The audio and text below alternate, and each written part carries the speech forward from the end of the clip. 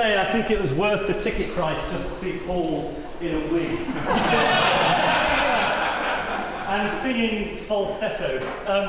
Welcome to this evening. That was a catch called Sirs, Sirs, the Serpentine River is Coming Upstairs. It was obviously our title track, so the interesting part of the evening is now done. Could you please welcome my fellow Cantuarians, ladies and gentlemen, David Wilcock, Paul Young, John Williams and Ian White. Thank you, gentlemen.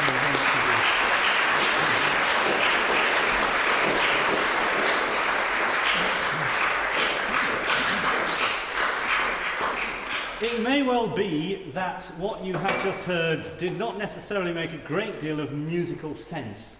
There is a perfect logic to a catch, and our intention is, as part of the evening, to explain it. But first of all, perhaps I should put the whole talk in context. I build it on the university website as an example of work in progress. This project first tickled my fancy sitting in Cressida's office, just there, about 18 months ago, when my eye fell upon a title in the book she had open in front of her. And the title was, As Thomas Was Cudgelled One Day by His Wife. I thought then, and I still think now, that any piece of music, however good, bad or indifferent the music may be, called As Thomas Was Cudgelled One Day by His Wife, should not be consigned to the dustbin of history. And I thought we should try and revive it. So we are. We've now sung it 2 or 3 times, and it's coming up at the end of the evening, so there's something to keep you interested. The project, with a great deal of help from Canterbury Christchurch University, has been bimbling along quite happily for the last year and a half, and the result has been, a very pleasant surprise, at least to some of us. The most important result is that we now have a very complete catalogue of all the works in the collection, more of which anon. But we're also going on a journey of discovery and finding that there's a lot more to catches, for example, than most people think. Most people think they're just basically dirty rounds. And there's an awful lot more to glees than most people think. Most people don't think anything about glees because most people don't know much about glees at all. So we're trying to plug a considerable gap in the national knowledge of a piece of heritage which is quintessentially English. And it's not that remarkable that it should be in Canterbury. Canterbury is, after all, a seat of learning. Canterbury was no different from any other provincial cathedral city or sizable town in Britain in the 18th century, in that it had a thriving catch club.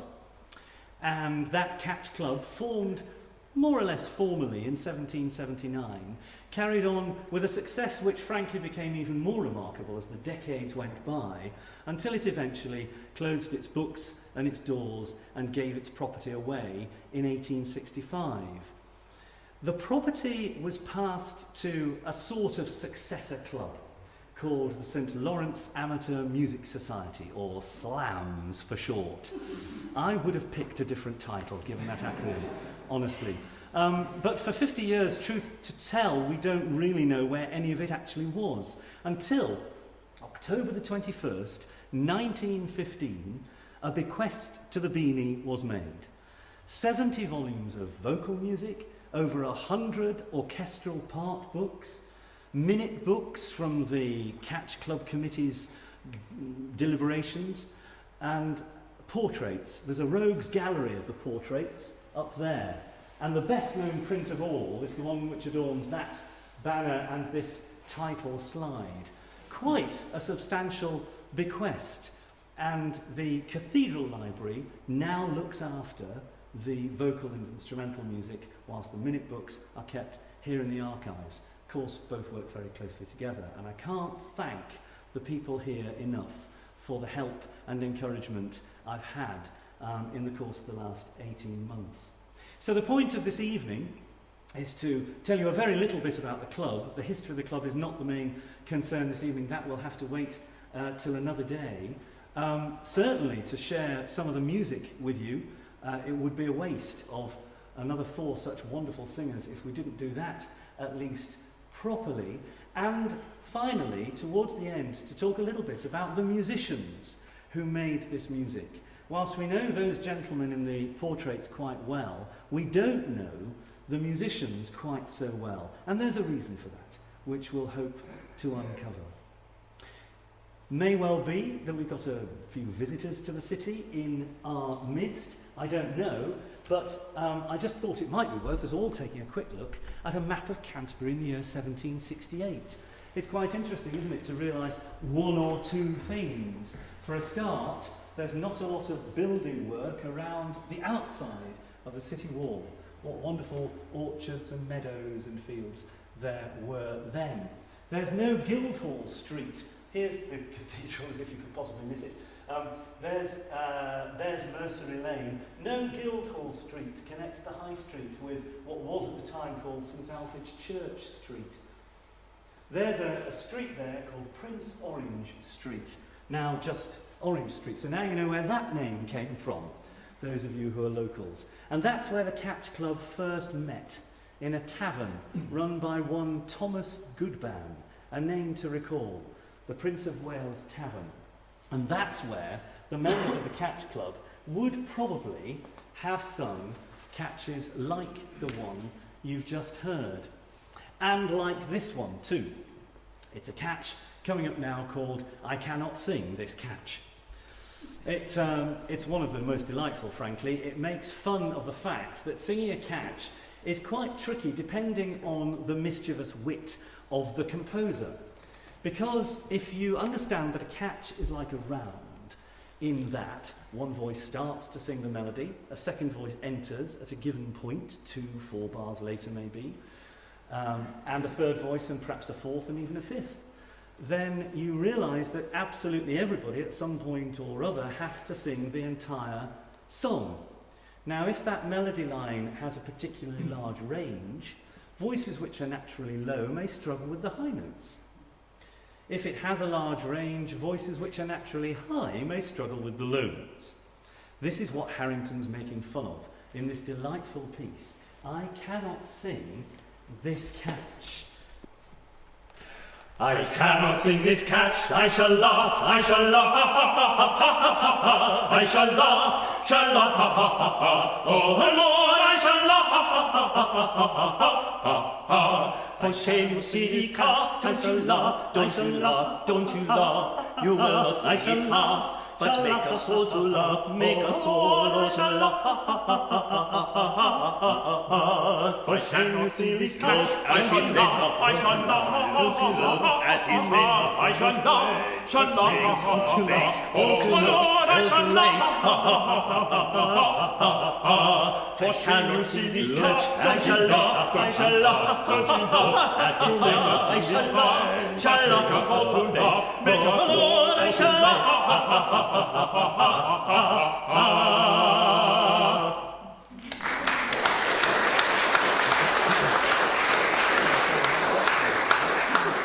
I should have told you who to look at when, shouldn't I? Paul attempting to sing bass is my favourite moment in the entire piece. Catches differ, though, crucially from rounds in a number of things. One is the sheer length and complexity. That wasn't a particularly long line of melody before another voice came in by catch standards. Compare that to row, row, row your boat, and you realise just how much more sophisticated melodically a catch is. That gives a composer a chance to employ slightly more interesting harmony, and I often get students to analyse some of those chords in the Harrington catch, because even in 4 bars he does one or two quite interesting things. The other defining feature, though, about catches is that they loved wordplay. This is often where they could get quite rude.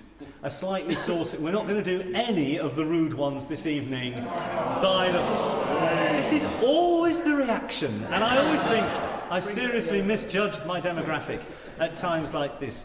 But, well, you know, we are in, after all, the hallowed walls of the Cathedral Archives, so tough. Anyway, the one we are going to do, though, I hope is a bit of a delight.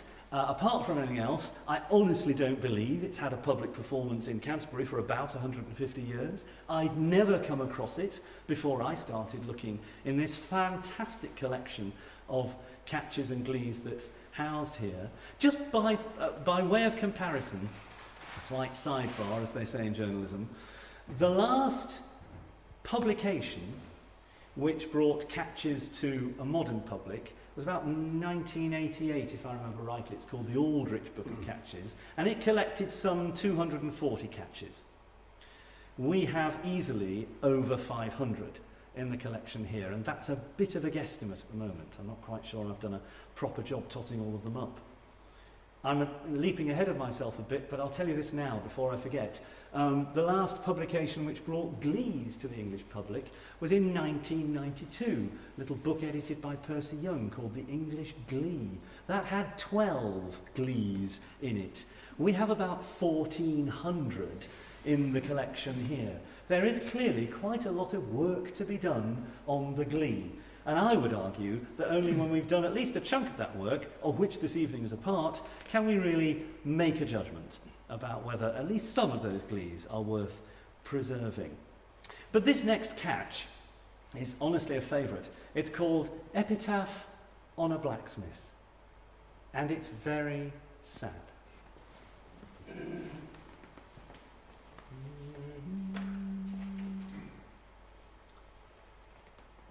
My sledge and hammer lie reclined, my bellows too have lost their wind, have lost their wind. My sledge and hammer lie reclined, my bellows too have lost their wind, have lost their wind. My sledge and hammer lie reclined, my bellows too have lost their wind.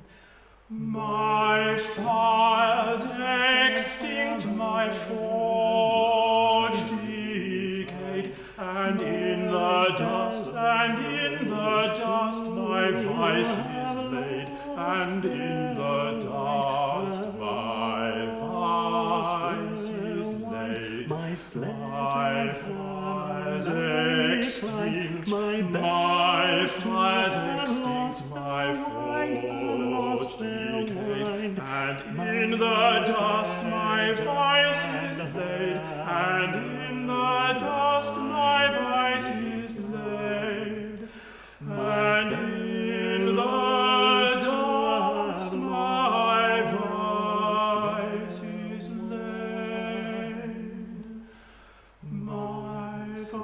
My gold is spent, my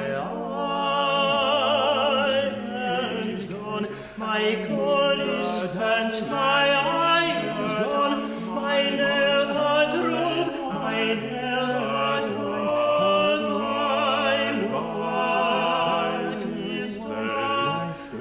My coal is spent, my iron's gone, my nails are drove, my work is gone, and in the dust my coal is spent, and in the dust my iron's gone, my nails are dust, my work is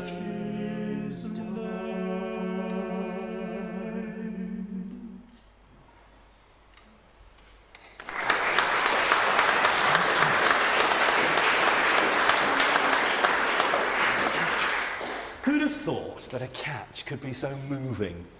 A humble little catch, so long ignored, dismissed, scorned by our musicological establishment. I think we're making a fairly strong case. And I'm sure you spotted the wordplay. That's not a million miles from the metaphysical conceit in which a comparative, a simile or a metaphor was taken and extended. I love the idea that a blacksmith's last words are to do with the extinguishment of his fire. And catches are full of that kind of wordplay. It was an incredibly literate age, and it's worth remembering that although the Canterbury Catch Club started in a tavern, as so many of them did, what we'll be tracing as part of this evening is a process of gentrification as much as anything. And that's partly because, whilst catches were enjoyed by, let's just call them the drinking classes, though I think that's a fairly inclusive term, frankly, but were just as much at home in the rooms of an Oxford Don or a cathedral canon. Who am I thinking of? Hayes, William Hayes, and Aldrich himself, the man after whom that book I mentioned was named. Of course, if you're joining in, which you are absolutely supposed to do, what you've been doing so far is most definitely not the idea. Sorry. I have, in the past, attempted to teach audiences catches with varying degrees of success. So I thought, given constraints of time, we wouldn't maybe try that this evening. But what I do have for you is a little arrangement of a catch, because some catches, some of the more extended ones, of which Thomas, by the way, is one, told a story. And that's fine if you're all joining in. You all end up bellowing the story at yourselves, albeit at different times. But if you're just sitting listening, I think you're missing something, unless we try and do something about it. So this is a tale of an inebriated aristocrat called Sir Toby, and his attempts to get home from a night out on the tiles. It's called As Sir Toby Reeled Home, and quite apart from enjoying the arrangement and the story, I do hope you'll once again spare a thought for the wonderful literacy of the text. Ladies and gentlemen, As Sir Toby Reeled Home, which, by the way, makes first use of our counter-tenor, a rare and precious breed.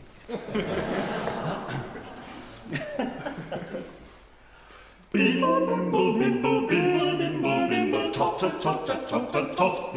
As Sir Toby reeled home with his skin full of wine to his house in the square from his friends at the vine, he snuffed the fresh air and his nodule turned round. He staggered but gained not an inch of the ground. Get home, quoth the knight, why this cannot do.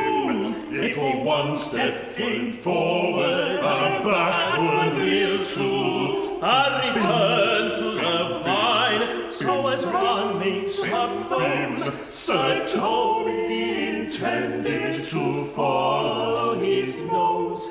But this retrograde knight ne'er altered his pace, and gaining ground backward found out the right place. The sword's mathematics at length did prevail, and Sir Toby steered home by the help of his tail. As Sir Toby knight went into his pace, now gaining ground backward, he's back to the real place. I return to mathematics, so as one is upward, Sir Toby's watching by to follow his tail. Look!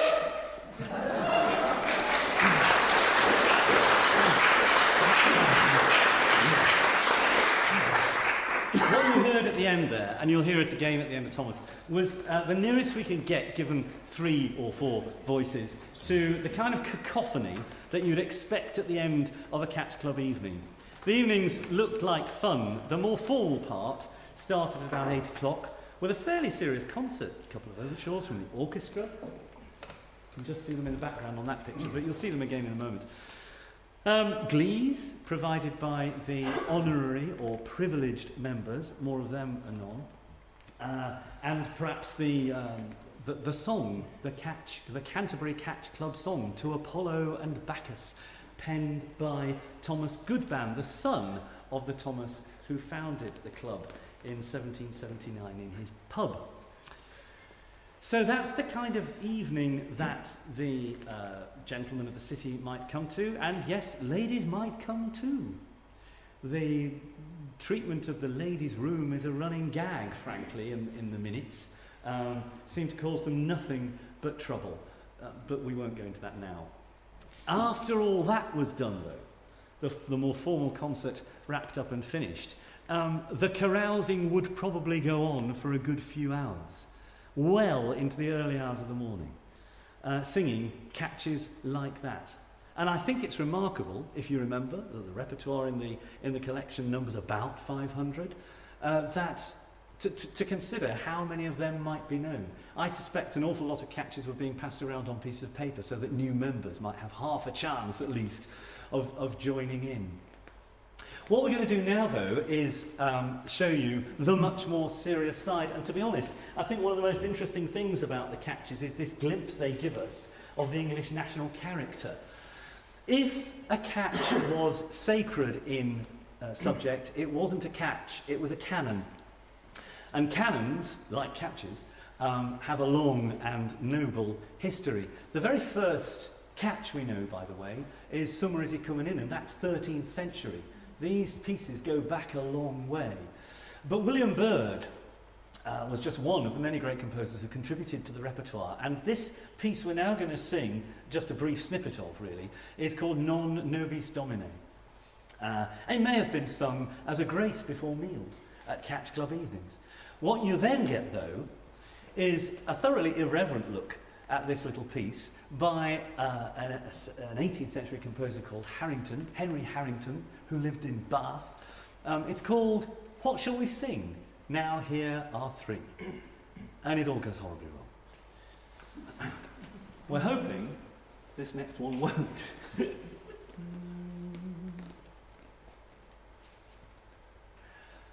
Non nobis domine.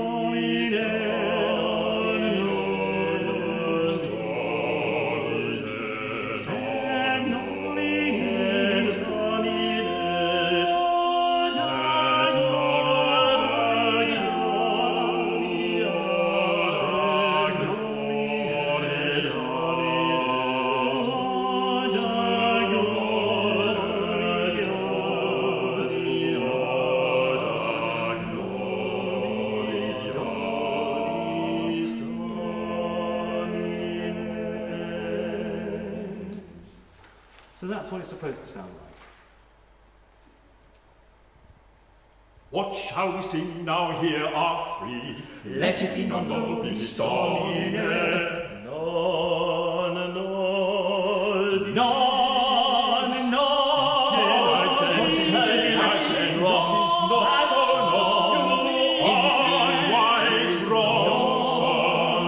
And short is right, and short is right, so pray go on, pray go on. I'll swear 'tis wrong, I'll swear 'tis wrong. It cannot be so. 'Tis these that are wrong. 'Tis not, 'tis yours wrong. And short is right, and short is right, so 'tis wrong. You're wrong, so right. Go on, 'tis right, 'tis right, 'tis wrong, 'tis right, Wrong, right.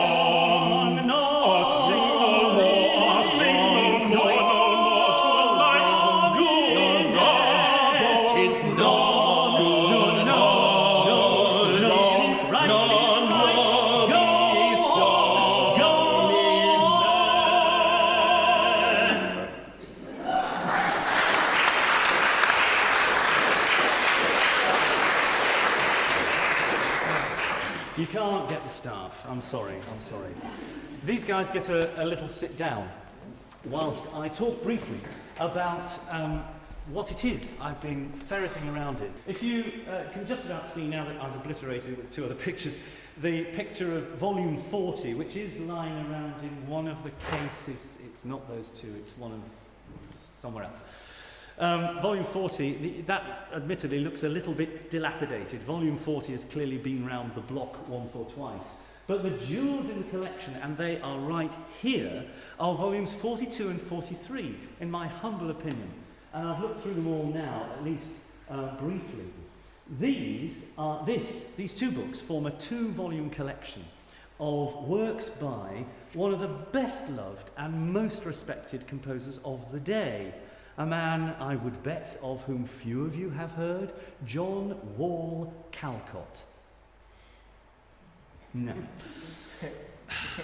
It's sad, it's sad. As a measure of the love and admiration people felt, consider this, at his benefit concert towards the end of his life.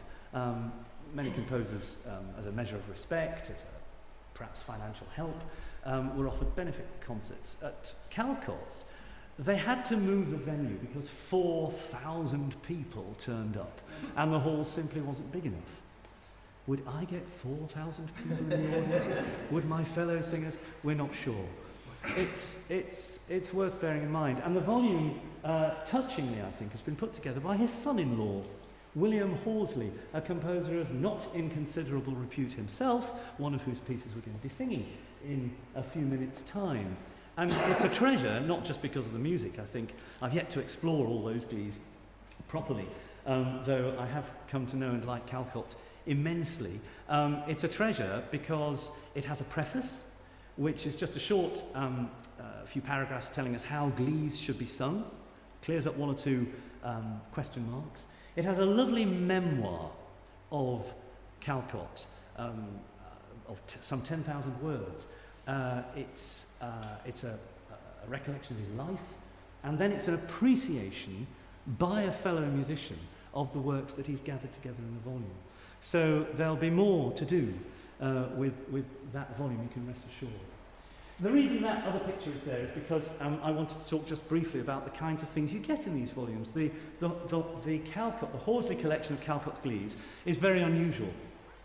Very few of the volumes are that coherent or that considered and organised a collection. Most of them seem to be single pieces or collections themselves of pieces like that volume was. That says, in case the light's blinding you, amusement for the ladies being a selection of favourite catches, glees and madrigals, several of which have gained the prize medals. More of those are not if I have the time. Composed by Dr. Arm, I bet you've heard of him. Rule Britannia, remember him? Dr. Hayes, mentioned him already. Dr. Cook, he's coming up in a minute. Mr. Webb, says he. Mr. Smith and Mr. Battishill. These are names, several of which are still known, at least to church musicians. And it's that sort of collection that became incredibly popular as the 19th century wore on. Some of the pages themselves before I do that, I'm terribly excited about this, because it's a piece of technological wizardry. Prepare to be appreciative, would you? This is a map. Now, that publication of Horsley's, Calcott's Glees, was done by subscription. Common practice in those days. You asked people to contribute, pay up front, and then you could afford to pay for the print run, etc., etc. An unusually high number of people, interesting enough, contributed to this collection, 404 in total. Now, Calcott was very much a London-based composer, and I found it fascinating as I looked briefly through the long list of contributors to see just how far-flung they were. So I went along to this delightful chap we've got in the geography department of Christchurch and said, how can I show this on a map? And he said, I'll tell you. And then went and did it for me, which was wonderful. He's now told me how to do it, so I'm going to have a shot at it myself. But there's the spread of the work. This was music which travelled. It has to be said it didn't travel very well outside England. Look, Wales, well, a few good souls in Llandaff bought some copies. Scotland, completely non-entity. One person in Cork, over there on the left of the map. One can only hazard a guess as to how they heard of it. But I'll be looking again at more lists of contributors and seeing how well travelled some of the other collections were. I bet that probably takes the biscuit. But it's an interesting glimpse, isn't it, of the musical world in which these people lived. Maybe I've gone on about that altogether too long. Here we have some more pictures of pages, and they'll probably all run out before I finish talking about them. See, on the left, a handwritten score, just disappearing now. On the right, a full orchestral score for a song. I think it stays put now. Along the bottom, a delightful little find, penciled in at the back of volume 1, I think it is. I got really excited about this. I thought I'd made a discovery that was going to make me famous. It turns out to be one of Purcell's best known catches. I don't think it's been out of print since 1687. Another career bubble burst. But more seriously, this was music which was clearly used. Though that, top left now, is a picture of some well-thumbed corners. I thought that was worth capturing pictographically. because it shows that the music was being used. People were singing from it. What interests me a bit is the fact that if we've got, I don't think we've got that volume, but look at any one of the volumes, they're sizable things. I don't think a singer would have sung with the weight of that tome in his hands. So at some point they took a decision to gather the material together into volumes, few of which duplicate each other. The early handwritten volumes do. The first 4 are the same as the next 4. Thereafter, though, they start to diverge quite considerably. It happens very occasionally later on in the collection. We still have nearly 70 volumes. So there's some kind of half an eye on posterity going on, I think, as they gather this material together with one eye on a generation to come.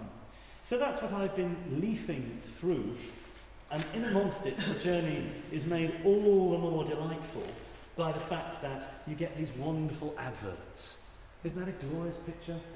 But volume 40 has this in it, and it's not the only one. Superior toned and elegantly finished. Piano fortes sold wholesale and retail by warranty. Oh no, W. Pinnock, number 267, St Clement's Churchyard, Stroud, London. This was a burgeoning industry in England in the 19th century. Lovely, lovely stuff. But we really ought to get back, perhaps, to the material. Alongside all the music, we have the Catch Club minute books, 3 or 4 of them, dating from 1802. 1802 is an interesting year, as you will see. And what gets even more interesting is when you put the minute books alongside the cathedral's records, the dean's books, which have been kept here for centuries, notes of all the dean and chapter meetings. When you've sifted out the property arrangements, you've got some fascinating little glimpses. One thing that tends to amuse my colleagues in the cathedral choir is the fact that in 1770, all the lay clerks were hauled up in front of the dean and chapter and admonished for neglect of duty. And actually it becomes quite clear just what neglect that was, because in the precentor's books, what you've got is a list of names. And at first you think, the precentor's recording attendance at services. Morning and evening in those days, matins and evensong, 2 services a day, 7 days a week. Eucharist was not such a popular service in those early days. And then you look more closely, and occasionally, all that's written in a square are the words, all well. And you realise that he wasn't recording presences at all. He was recording absences. If they had 12 men in the choir then, as they do now, and I think they did, it seems that half of them were hardly ever there. Hence the nothing changes, I hear them crying. Hence the admonishment. But there's a lovely way in which the 2 pieces of evidence come together. It's not just them, of course. We're very fortunate in Canterbury. You're going to get a little extract read to you now. We're very fortunate in Canterbury to have one of the 18th century's most prodigious diarists lived here for a few years. He's called John Marsh, and in our circles he's become a terribly well-known chap. He trained as a lawyer, passionately, obsessively keen amateur musician, composer of some note, we are now realising. How on earth he had time to do any law is a moot point, as Cara pointed out in her lecture, which I still vividly remember from some years ago. But notionally a lawyer he was, gentleman amateur musician. But he was dead keen on anything a city had to offer. In the end, he gave up on Canterbury rather lugubriously and wandered off back to Chichester, which is where he'd come from anyway. But while he was here, he was a frequenter of the Catch Club, and he was a staunch supporter of the concert committee. What these documents, Marsh's diaries, other diaries, the committee, the minute books and the cathedral books are telling us, is something about the way in which a quintessentially English tradition evolved. Now, I've deliberately put that picture back up there. This is Marsh's description. Remember, he lived in Canterbury late 1790s. 1793 to 97, I think it was. This is how he describes the Catch Club. The price of admission to this club was only 6pence, for which, besides the music, an unlimited quantity of pipes and tobacco and beer was allowed. In consequence of which, many of the members, amongst the lower kinds of tradesmen, etc., used some 40 or 50 pipes, which was always enough to stifle a person at first entering the room, and was very disagreeable to the non-smokers. There were 3 ventilators in the ceiling in order in some degree to get rid of the smoke, but the room was so low-pitched and bad that notwithstanding this, it appeared as if we were all in a fog there. So there's a process of evolution, of gentrification going on. Do you see that picture on the right-hand side? It's one of the portraits that was bequeathed to the Beanie in 1915, part of the property that went to the St Lawrence Amateur Musical Society. It's St Cecilia, with a verse of Dryden hovering above her head. And they celebrated her feast day with a dinner every year. I just thought I'd also put up 2 portraits of the worthies. They portraitized themselves. Thomas Goodban, the younger, the son of the original Thomas, and Charles Delmar, who was president of the club for absolutely ever. And those rules that you just glimpsed a few moments ago, there were 15 or 16 of them. Here's a few. First, that a catch club be established for the ensuing season. You might think that was stating the obvious, really, but they rather reconstituted themselves year on year. And in fact, 1802 had been a traumatic year, so they clearly felt the need to make that straight. Second, that every gentleman wishing to become a member of this club do on his submission subscribe half a guinea. You need to know, I think, that the average wage in 1802 was just over £1 a month. Towards the liquidation, oh dear, of the present debts incurred by the purchase of the organ, other musical instruments, books, etc., in consequence of which the gentlemen of the orchestra, in whom the property is at present vested, do agree to transfer their rights in the said property to the members of the club at large. Hint of financial disaster there, one feels. More anon. Third, that every member do on his entrance each evening pay 1 shilling, for which he will receive a 6penny token. The other 6pence to be appropriated towards the necessary expenses of the club. That's not quite what Marsh said, was it? You pay your 6pence and you get as much beer as you can drink. Fourth, that every member be subject to the forfeiture of 6pence for non-attendance on the club evening. They rather wanted to make sure you were there. It's interesting that it's a club in which they think that sort of thing can be enforced. We're going to sing some more pieces now. We're going to turn our attention to the glees, which formed a part of the club's evening. And it's worth saying straight away that the glees were altogether a more professional concern. The composers took them extremely seriously, not least because the great granddaddy of all catch clubs, the Noblemen's and Gentlemen's Catch Club of London, or Nobs and Gents, as it came to be called, instituted prizes from 1762 until it got rather too expensive in 1793.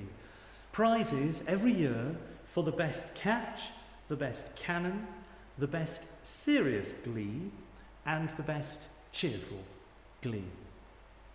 Calcott one year submitted over 100 compositions for this prize.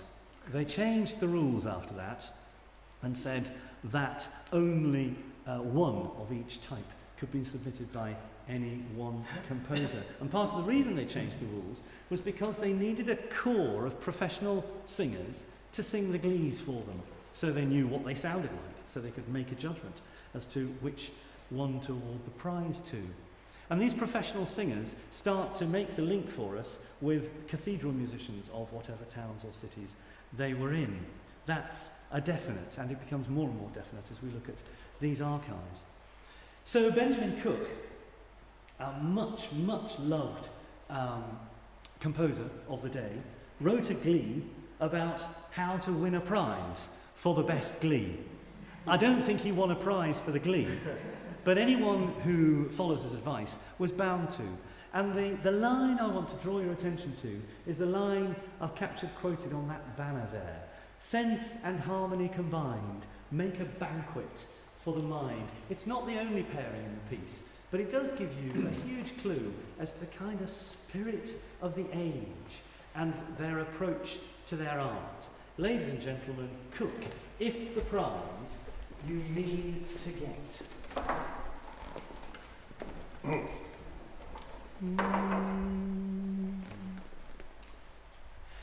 If the prize you mean to get, seize the music well with wit, with wit, seize the music well with wit, seize the music well with wit. If the prize you mean to get, seize the music well with wit, with wit, seize the music well with wit, seize the music well with wit.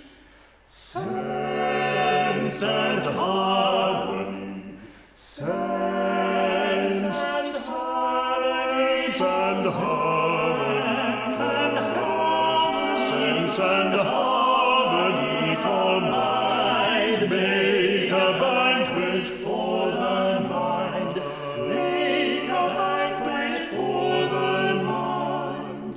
The prize obtained with me you'll hold. Sterling wit is sterling gold. Sterling wit is sterling gold.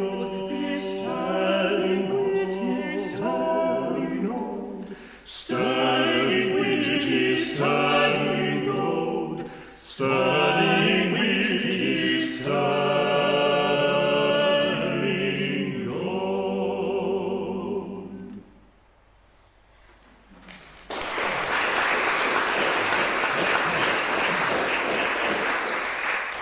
You know, I said we're not doing any of the saucy ones. That wasn't strictly true.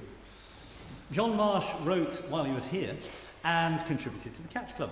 Actually, the best of his works that I've discovered so far is a piece called The City Feast, which we'll revive. At a concert I absolutely must not forget to tell you about, which is taking place next year, but I'll have to do that a little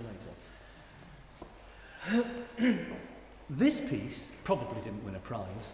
By the looks of it, it may never have left Canterbury. I've certainly never seen a printed copy of 10 months after Florimel happened to wed.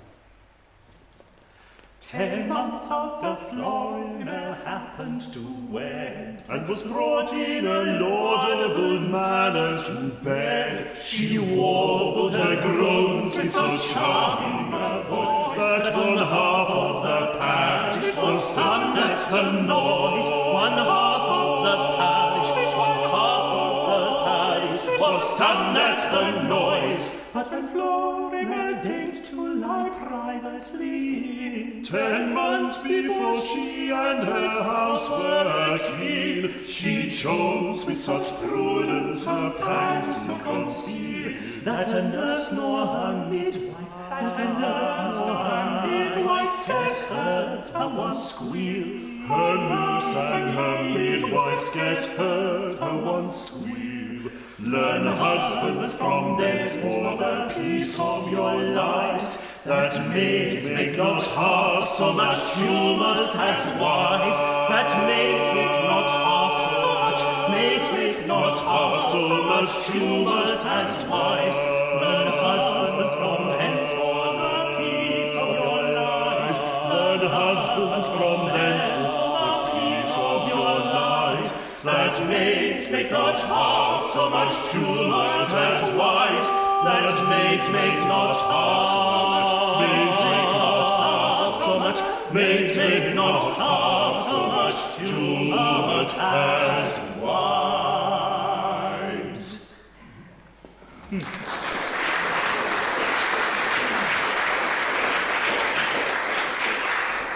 Make of that what you will. Vaughan Williams reckoned that the 19th century, overshadowed as it was by foreign influence, was responsible for the rise of two quintessentially English art forms. One of them was the glee. The other, he said, slightly perversely in my opinion, was Anglican chant, but I'm not going to start arguing with Vaughan Williams in public. What that last glee, I think, does for us is actually show that really the glee and the catch can be seen as cousins. The glee is a much more extended piece. It doesn't have the kind of limitation that a catch does, but it can treat a variety of subjects. Remember, cheerful and serious glee. This next one did win a prize. It's called Discord, and once again it points us at the literacy of the musicians we're dealing with here. Samuel Webb, the undisputed master, by the way, of glee and catch composition. 27 prize medals in a distinguished career. Samuel Webb often wrote his own words, as we think is the case here. Oh, you probably can't see it, but it doesn't matter. We're about to sing to you anyway. Discord, dire sister of the slaughtering power, by which I think he means war. And in this glee, you will hear not the sort of simple through composition you just heard in the Marsh, but you'll hear quite distinct sections, quite distinct with a different character. And I like to think of it, probably reprehensibly, as a kind of miniature compression of a Baroque suite. You get a slow introduction, a quicker middle movement, and often as not, a triple time final section, which, astonishingly enough, is what you've got here. Discord, discord, dire sister of the slaughtering power, small at a bird, but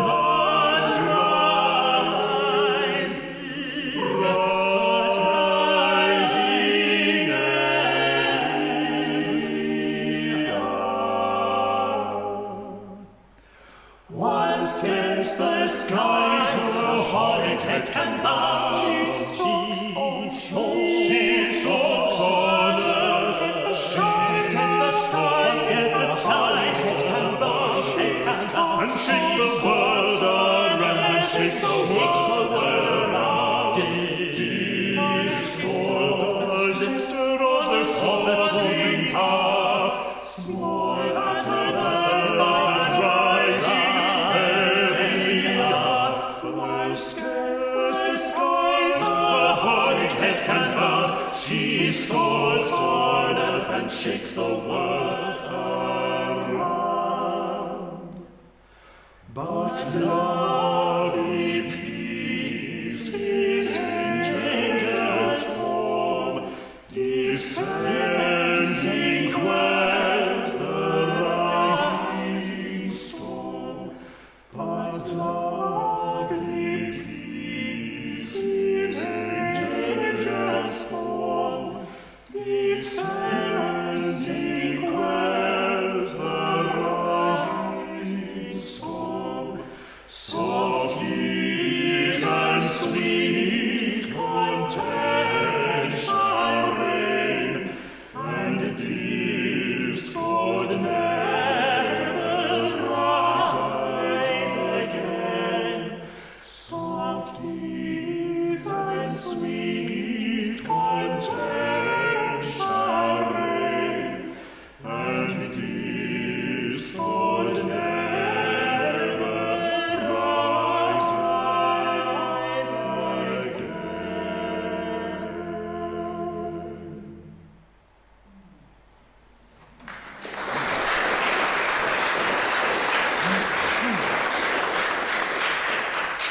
I don't think that piece should be consigned to the dustbin of history, do you?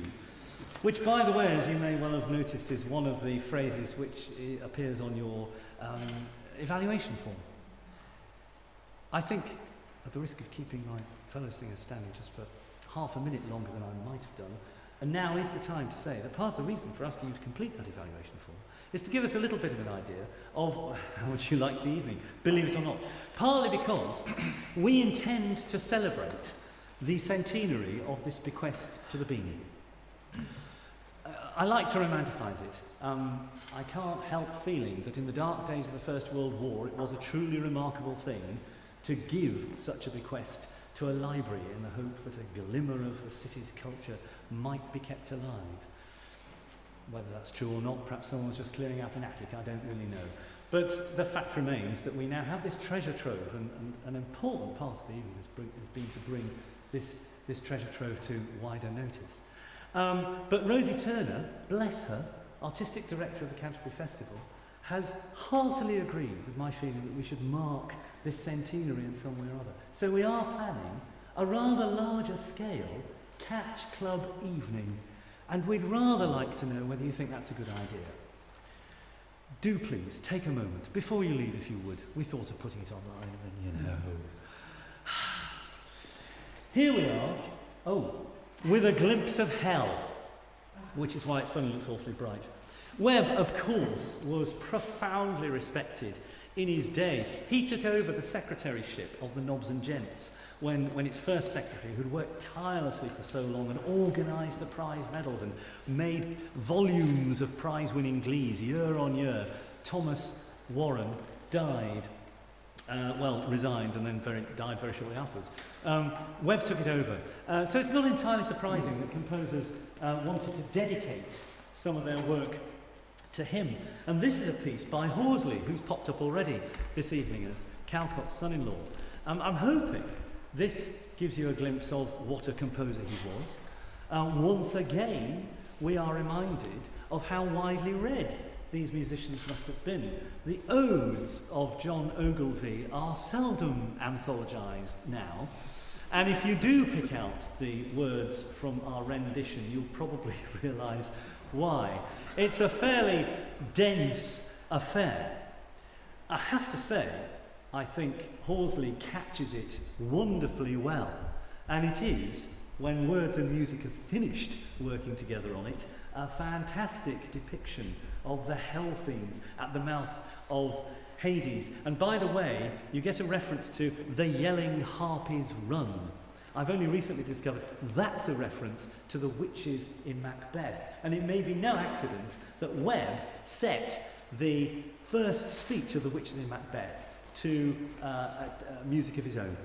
So, there we are. There's a connection.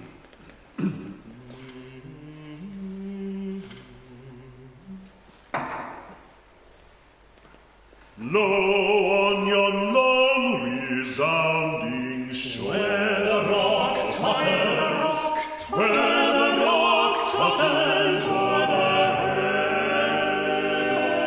headlong deep. What phantoms bear, what phantoms bear, what phantoms bear, what phantoms bear, phantom tore, stand martyring, stand martyring o'er the dizzy sea. Their murmur shake, the zephyr's wings, the zephyr's wings, the shakes, the zephyr, the soul bears their parts, the says their hearts,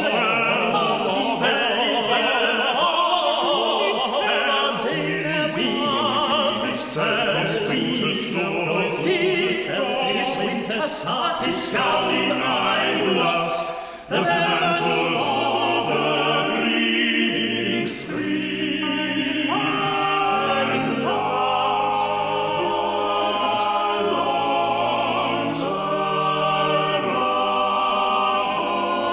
the sky, the ruffled sky. To the deep, the yelling harpies run, its yawning mouth receives the infernal crew.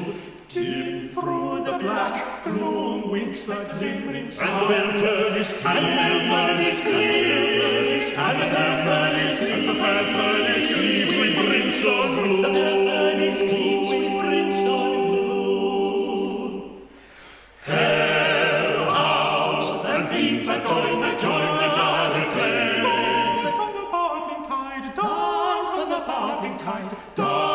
the bobbing tide and point the leaving flare. Dance on the bobbing tide, dance on the bobbing tide, dance on the bobbing tide, the bobbing tide, dance on the bobbing tide, feet that join the direct lane. Dance on the bobbing tide, dance on the bobbing tide, dance on the bobbing tide, and points the leaving flame. Hell, and feet that join the direct lane. Dance on the bobbing tide, and point the leaving flame. Dance on the bobbing tide, and point the leaving flame. And feet that join the direct lane. Dance on the bobbing tide, dance on the bobbing tide, and point the leaving flame. Dance on the bobbing tide, and point the leaving flame.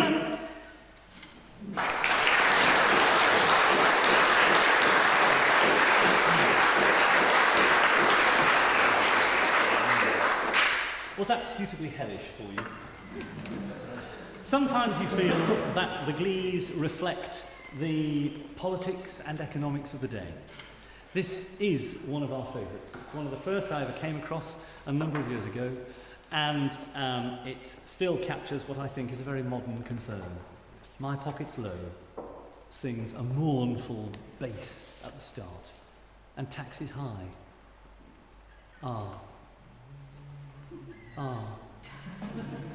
Well, I'll let you do the rest of it, isn't it? Listen out as the alto gently paints in the national anthem. Listen for the most gloomy reharmonisation of our national anthem you have ever heard.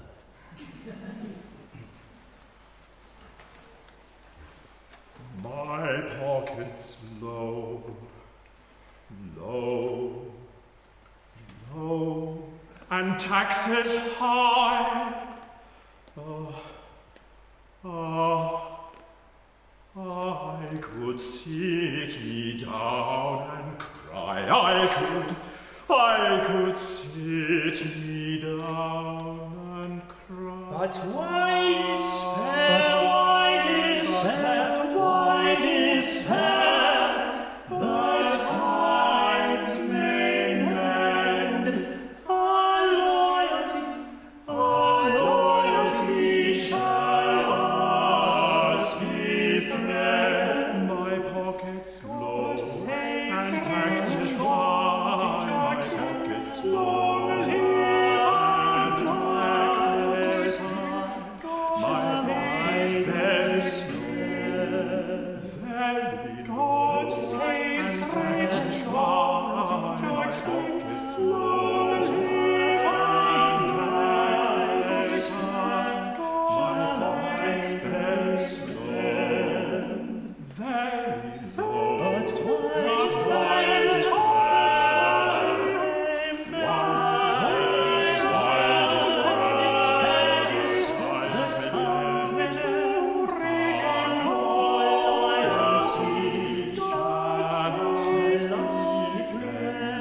But why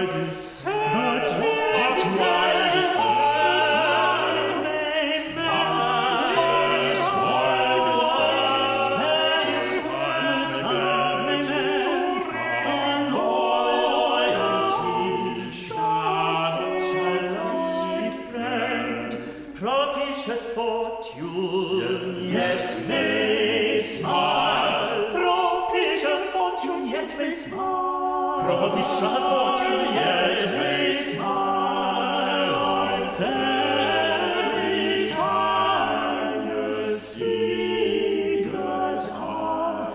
Then poverty shall take her flight, shall take her poverty, shall take her flight, shall take her flight, shall take her flight, shall take her flight. And we will sing, we will sing, we will sing by day and night.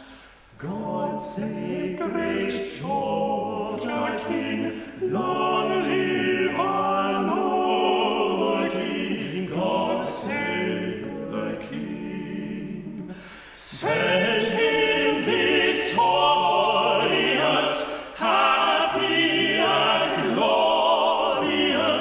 long to reign over us. God save the King.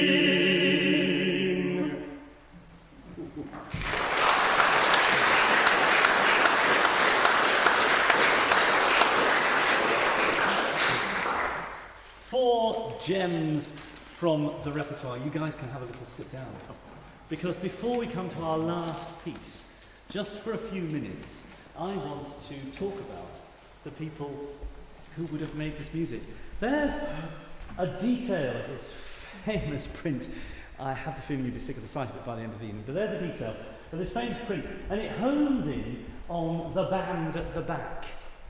There, dimly in the distance, you can just about make out an orchestra. And it's an orchestra of not inconsiderable size, I should point out. So it says something about the prosperity of the club, at least at this stage in its existence, that it was able to support an orchestra for, I haven't told you this, 30 weekly concerts from the first Wednesday in March through to, October through to the end of March. A winter season of 30 concerts. Tell any modern festival director that, and jaws hit the floor. All thanks to the subscriptions, of course, from the wealthy burghers of the town. The organ, by the way, which you can dimly see right in the middle, just under the chandelier, is alive and well and living in Dieppe. I found that out from a local organ builder just recently who's been looking after it for a while. And the motto above, either side of the chandelier, says harmony and unanimity. Sadly, this was not often the case. The orchestra were forever grumbling somewhat about their terms and conditions, and honestly, that reflects something of the status of musicians at the time. They didn't enjoy the membership privileges of the full members who'd paid their subscriptions, and those sorts of lines of demarcation were clearly drawn. This goes back a long way. Everyone knows a piece written by an Anglican called John Earle. It's a book, actually. It's a jokey 17th century description of various types of people. It's called Microcosmography. You can look at it online. And he talks about cathedral musicians. He says this: the common singing men in cathedral churches are a bad society, and yet a company of good fellows that roar deep in the choir, deeper in the tavern. I think the most interesting bit is the next bit. Their skill in melody, he says, makes them the better companions abroad, and their anthems abler to sing catches. What was more important, I ask you? In this sort of treatment of the orchestral and orchestral musicians and singers, who were often as not, by the way, the same, we know this from putting those names together. The names of the orchestral members in the minute books tally with an awful lot of the names of the lay clerks in the precentors and deans' books. Further evidence of this close connection between cathedral and city. But this simply followed the example of the Knobs and Gents, who treated their musicians in exactly the same way, the lay clerks of St Paul's and Westminster Abbey. And one such club, another London club, advertised the fact, as if this were going to be attractive, that it was not going to employ privileged members, or honorary members as they're sometimes called, to sing their glees for them. The members of that club were going to have to do all the singing themselves. How successful it was, history does not record. They introduced rules in their somewhat patriarchal fashion for the conduct of the orchestra. I won't read them all, they make fascinating reading. But number 2, further points to this connection between city and cathedral. The vocal performers and accompanists, I love that word, to attend rehearsals of glees, duets, etc. on the Wednesday afternoon at 4 o'clock precisely. Anyone, unless detained at the cathedral or prevented by illness, two are roughly comparable, it seems, who shall not be present by 4:15 or leaving before the rehearsal is terminated without consent of the accompanist is to be fined 6pence. And if absent during the whole time of rehearsal, to be fined 1 shilling. It gets more interesting still, at least to a bibliophile like me, when you start digging around in some of those old books. We know there was a committee, by the way, even though we don't have the committee books before 1802. We know there was a committee because in the back of volume 5 and others, the handwritten volumes, the early ones, we've got things like this: J. Minter, President, J. White's Treasurer, recording the fact that this book had been completed, handwritten out for the club. But the minute books make this altogether more formal. And I mentioned 1802 as an interesting date. I'll leave you with this one fascinating snippet of information. The precentor's books, as I said, recorded the absences. You just saw a glimpse of a page there. That's a little detail, and that page is open just behind where Graham's standing at the moment. It's the 23rd of April, 1802. Do you see the name that's crossed out? Can you read it from there? It's Goodban. I didn't know until I opened the Dean's and Precentor's books that Goodban was a cathedral lay clerk, as well as running the tavern in which the Catch Club first met. This is Thomas Goodban Senior. Now remember that the Precentor is writing down the names of people who weren't there. Why then does he write down Goodban's name and then cross it out? It turns out when you look back at the entries previously that Goodban's been missing for a good 2 or 3 weeks, every day from both services. Here he is, absent again at Matins on the morning of April the 23rd, 1802. He died in the night. Imagine the Precentor's feeling as he guiltily had to cross the name out. Sends a shiver. But there we are. There's a proof positive. And of course, in due time, his son Thomas became one of the stalwarts of the club. We're coming to our closing piece and my closing words. They passed into the mists of time surprisingly quickly, it seems. Fashions changed. It was already quaint, frankly, in the early 1800s to have a singing club. And of course, by the end of the 19th century, should I have said, that by the end of the 19th century, entertainment had become, like everything else in the newly emerging consumer society, just another commodity. And a delightfully amateurish group like this couldn't really compete with the commercial, professional offerings that were abroad in the town. And the rise of domestic music making probably had something to do with it as well. But in 1900, a Kentish Gazette article muses what manner of men they were in those early days we can only surmise. But about 1830, a historic print of the Catch Club was executed, and it's impossible to help smiling at the rows of sedate-looking citizens, all wearing the dress coat and white neckcloth of the period, and each one puffing at a churchwarden clay pipe, full half a yard long. In this print, the room represented was called the Apollonian Hall, and was then attached to the Prince of Orange Inn. It's now the Oddfellows Hall. I'm not sure they've got that bit quite right, but perhaps further research is needed. I love the fact that what they have bequeathed to us is something which I actually think is timeless. Whatever you've thought of the music we've performed for you this evening, perhaps you think it's quaintly historic and should be left there. Perhaps you think it has something to say in an age where we just don't do this anymore. We don't make music in such a convivial fashion as we did then. Although I see signs abroad in our land that maybe an appetite for this sort of activity is taking over. But I think what we can do is leave you with a suitably roisterous song. For a while, this was the title track, as Thomas was cudgelled one day by his wife. And as we sing it to you, first of all in a form which helps you to comprehend the story, and eventually then in a form which perhaps brings you a breath of that chaotic Catch Club carousing into the early hours of the morning of a late Wednesday evening. You might like to think of any questions you may have to round the evening off. Ladies and gentlemen, we bring you Thomas, the tale of the hapless Thomas, who just will not take his friend's advice.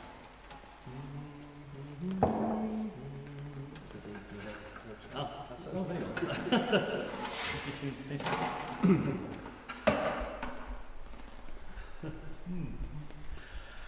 As Thomas was cudgelled one day by his wife, was cudgelled, as Thomas was cudgelled, and thwacked by his wife, as Thomas was cudgelled, One day by his wife, he took to his heels and ran for his life. Tom's 3 dearest friends came by in a squabble and screamed him at once from the stool, and the rabble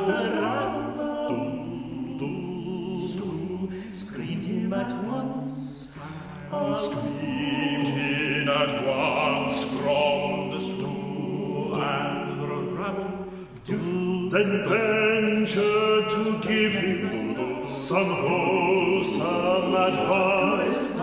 But Tom is a fellow of humor so nice, too proud to take counsel, too wise to take warning. He sent to all 3 a challenge next morning.